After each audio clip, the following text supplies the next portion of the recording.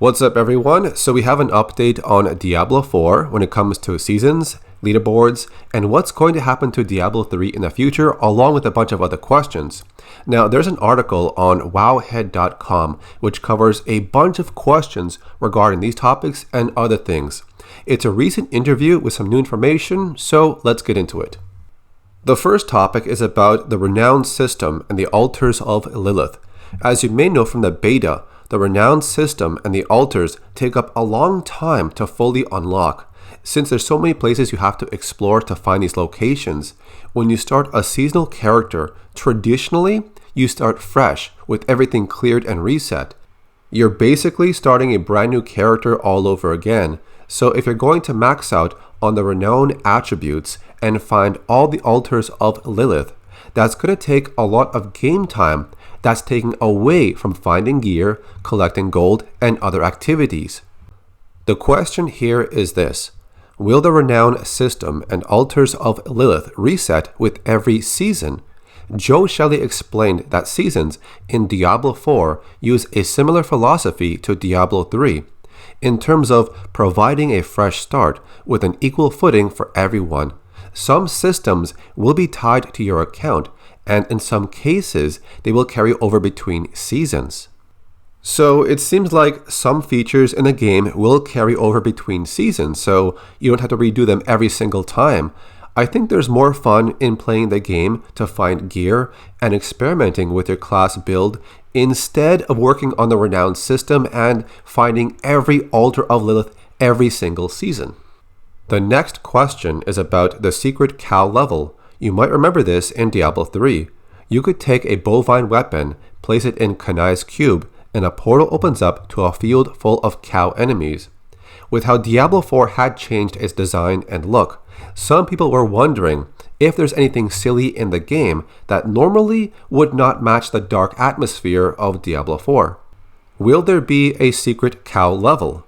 At launch, Diablo 4 will have a gritty and grounded world. A cow level, wings, or pets take away from that groundedness. As they go down the line, things will loosen up. That seems to imply that not everything in the game will appear as demonic or have this hellish design to it. Some players did not like the other secret stage of Whimsyshire or Whimsydale. It was a cartoonish level full of flowers, ponies, and bears. And overall, some players thought this was not part of the Diablo universe, even though it was something just for fun. And Diablo 3's design style was not as dark or morbid enough, at least when compared to Diablo 2. The next question is about leaderboards. What will leaderboards look like in Diablo 4? Leaderboards will be included post-launch.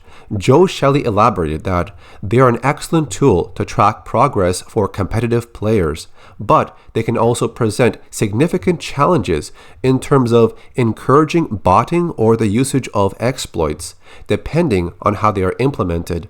Leaderboards need to be fair and well maintained. They should be connected to competitive activities and not general activities.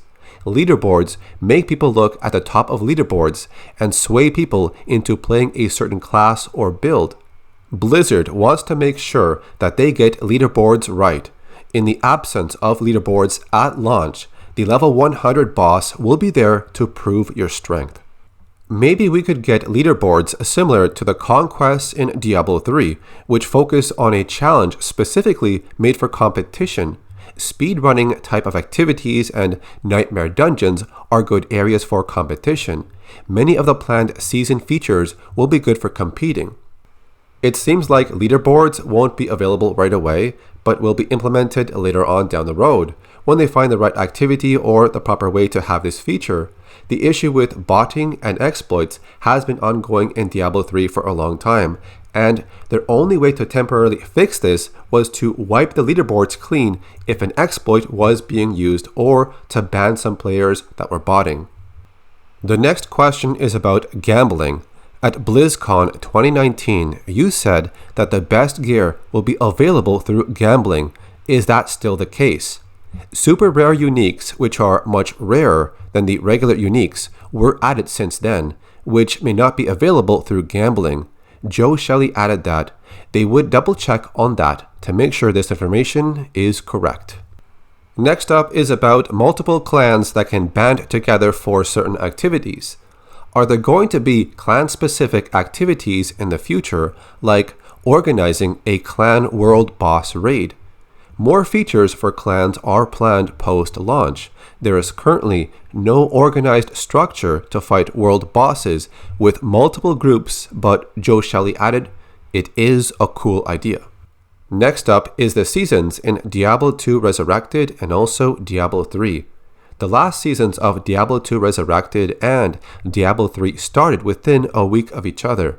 Are you looking at maybe widening the gap between season launches for the different Diablo games? Blizzard will try to have a more predictable cadence for seasons in Diablo 4 and move Diablo 2 Resurrected and Diablo 3 seasons around Diablo 4's seasons. That's going to be a good idea to keep seasons of other Diablo games a bit more further apart from each other. This way, you can have more time to participate in seasons for Diablo 2, Diablo 3, and Diablo 4, and not have to worry about all of them launching at the same time or too close to each other. There's also a question about rewards you get during the seasonal journey. In a prior quarterly update, you talked about the season journey having unique rewards attached to it. Does this only include cosmetics or also gear like Haedrig's gift in Diablo 3? Joe Shelley explained that the season journey includes power-based rewards and is not monetized. That seems to say that if you participate in the season, you can acquire powerful items. That's different from seasons in Diablo 3, where it was mostly cosmetic items attached to a seasonal journey. Perhaps this change will give some players a reason to participate in seasons.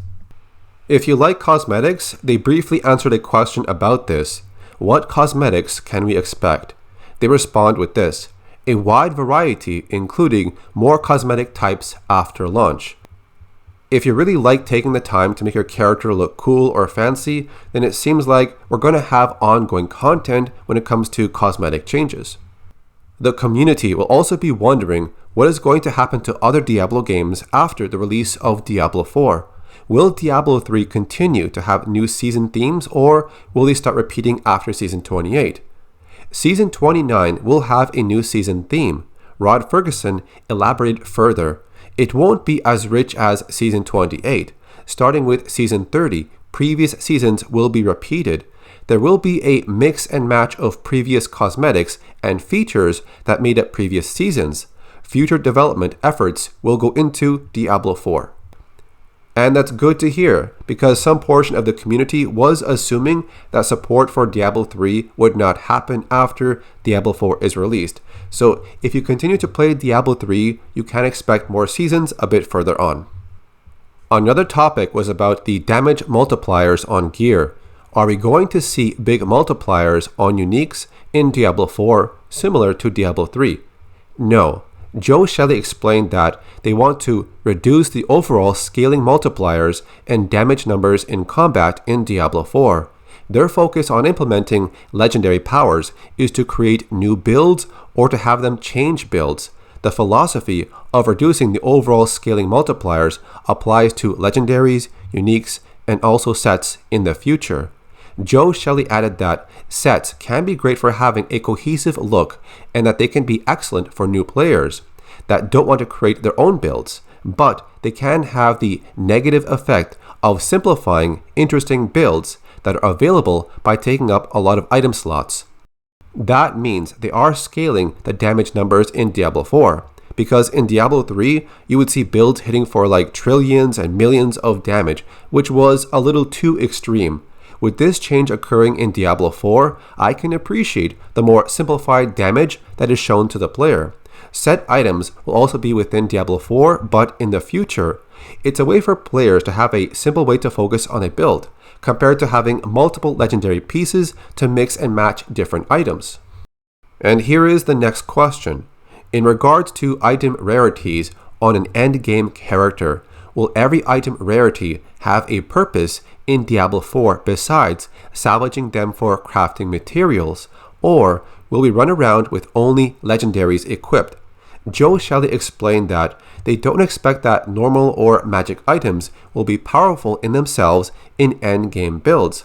The developers are interested in there being uses beyond salvaging for those items.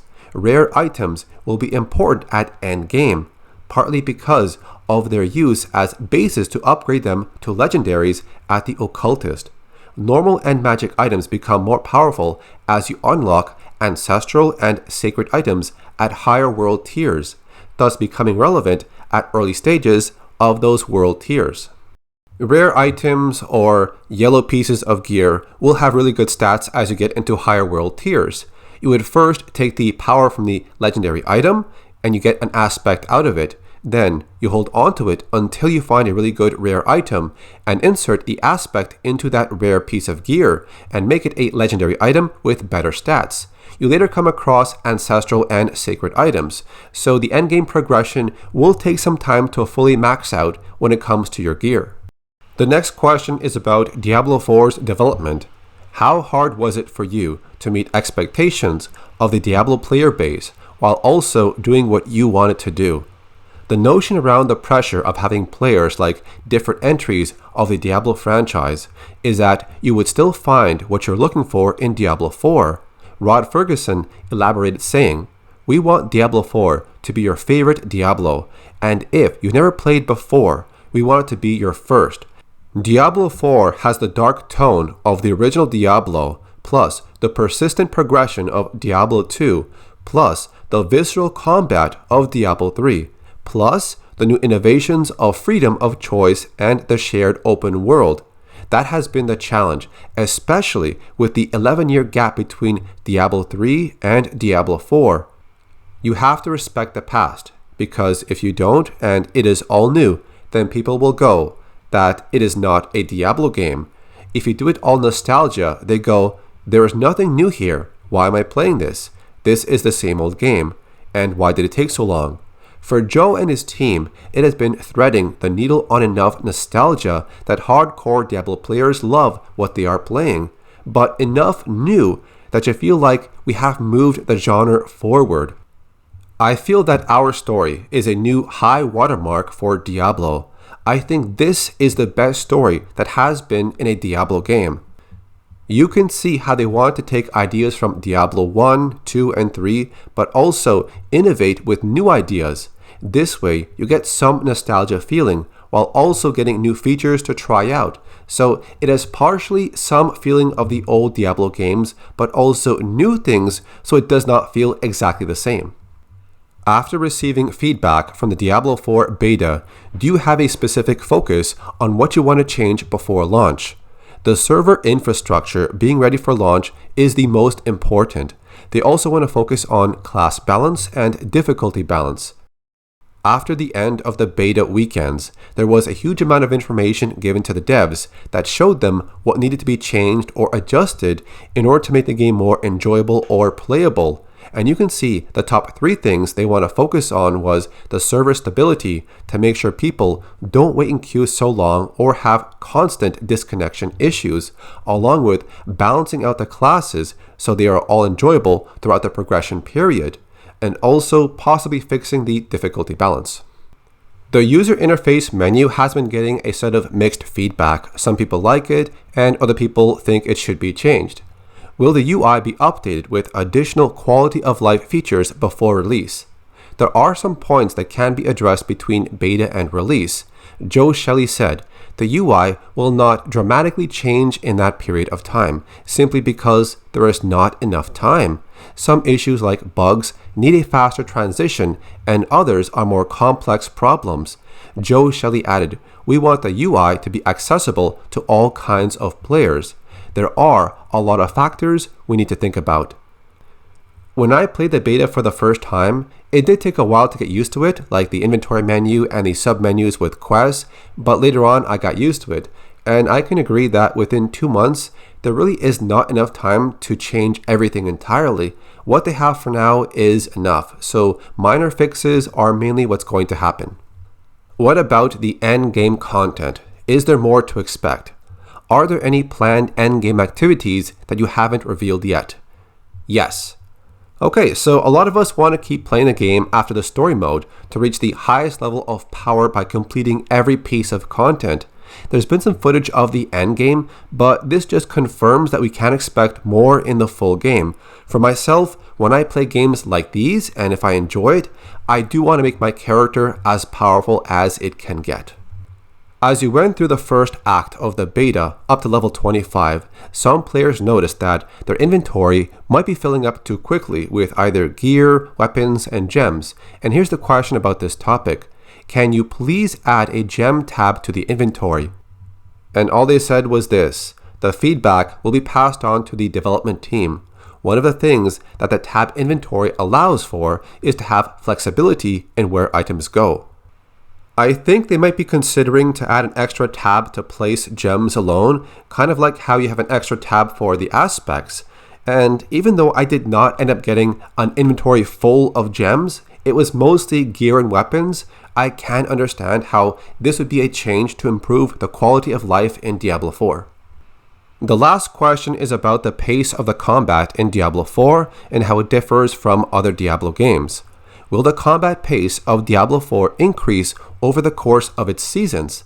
Diablo 4 is intentionally paced in between Diablo 2 and Diablo 3. Joe Shelley elaborated, "As you add more things to a game, things tend to speed up. Our season design is such that this will be less of a concern." Now, this is something I noticed even during the videos from 2022. The speed of the game, like in Diablo 4, was slower than Diablo 3. And I was actually looking forward to seeing how this felt, and I did like it during the beta of 2023. I have played Diablo 3 for a couple of years, and the end game especially is very fast-paced, so I'm curious to see if the pace of Diablo 4 will have the same speed from early levels and into the end game, or if there's a big difference. But from what I played up to level 25, I did enjoy the slower pace. Alright, so that's it from this recent interview from the devs of Diablo 4 on that website article. What do you think about these topics? Let me know in the comment section. Thanks for watching, and I'll see you next time.